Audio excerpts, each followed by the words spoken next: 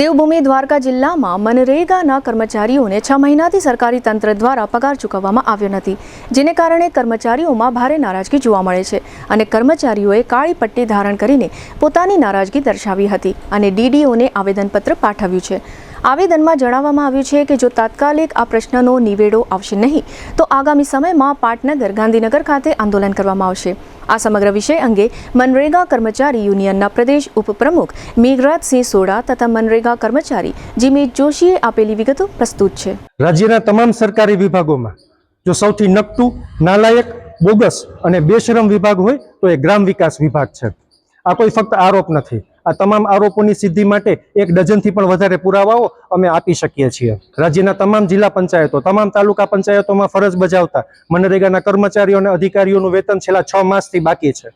હાલ આ એક કારણ જ પર્યાપ્ત છે તમામ આરોપોને સિદ્ધ કરવા માટે થઈને। કર્મચારીઓનું વેતન ન મળવાને લીધે કર્મચારી વ્યાજના 20 ચક્રમાં સપડાતો જાય છે। આ બાબતની જાણ ગ્રામ વિકાસ વિભાગ ગાંધીનગરને વારંવાર કરવામાં આવી છે, પરંતુ કાનમાં કયા પ્રકારનું તેલ નાખીને બેઠા છે, મોઢામાં કયા પ્રકારના મગ નાખીને બેઠા છે કે નથી એ લોકોને સંભળાતું કે નથી કંઈ બોલાતું। આ બાબતની જાણ રાજ્યના મુખ્યમંત્રી શ્રીને પણ કરવામાં આવી છે, પરંતુ આજ દિન સુધી કોઈ નિરાકરણ આવેલ નથી। કર્મચારીઓ જેમ પહેલા કહ્યું એમ વ્યાજના 20 ચક્રમાં સપડાતો જાય છે, દેવામાં ડૂબતો જાય છે। એને નિશ્ચિતતાનો કોઈ અંત નથી દેખાતો કે ક્યારે વેતન મળશે। પ્રશાસન દ્વારા શરૂ કરવામાં આવેલી આ વેઠ પ્રથાનો અંત ક્યારે આવશે કે નહીં આવે એ કોઈ ખ્યાલ નથી આવતો। ખરેખર કામગીરી કરાવવી અને વેતન ન આપવું શોષણની પરાકાષ્ઠા કહેવાય।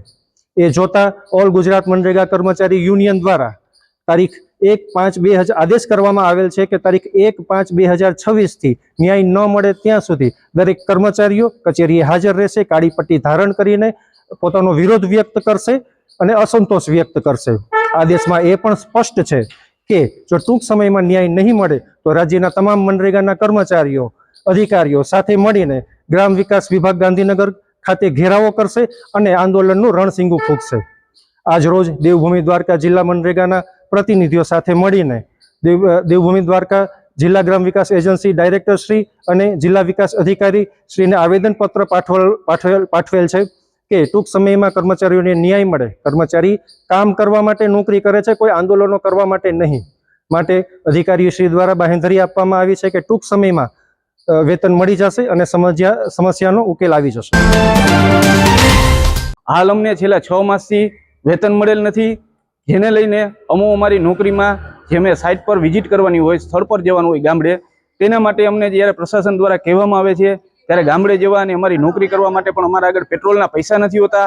અમને એક નોકરીની કામગીરી કરવામાં પણ એટલી તકલીફ પડી રહી છે અને જ્યારે અમે અમારા માતા પિતાને બીમાર પડે છે અને હોસ્પિટલે દવા લેવા માટે જઈએ છીએ ત્યારે અમે અમારા ખિસ્સામાં જોઈએ છીએ તો પૈસા નથી હોતા, જેના લીધે લઈને અમને એટલી શરમ આવે છે કે અમે આ માટે નોકરી કરીએ છીએ કે અમારા પગાર નથી થતો, તો અમારા આગળ માતા પિતાની દવા લઈ દેવાના પણ પૈસા નથી હોતા।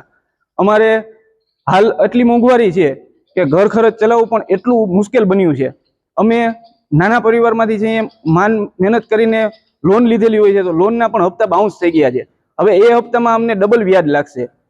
લોનના હપ્તા ભરવાના પૈસા નથી, આર્થિક ખૂબ સંકળામણ છે અને ઘર ખર્ચ ચલાવવા માટે ક્યારેક તો અમારે વ્યાજે પણ પૈસા લેવા પડવાની સ્થિતિ ઉદ્ભવન થઈ છે। અમારા રાજ્ય યુનિયન દ્વારા તારીખ 1/5 થી એવો આદેશ કરવામાં આવ્યો છે કે જ્યાં સુધી અમને વેતન નહીં મળે ત્યાં સુધી અમે કચેરીમાં હાજર રહી, કામગીરીથી અળગા રહી, કાળી પટ્ટી બાંધી અમારો વિરોધ દર્શાવશું।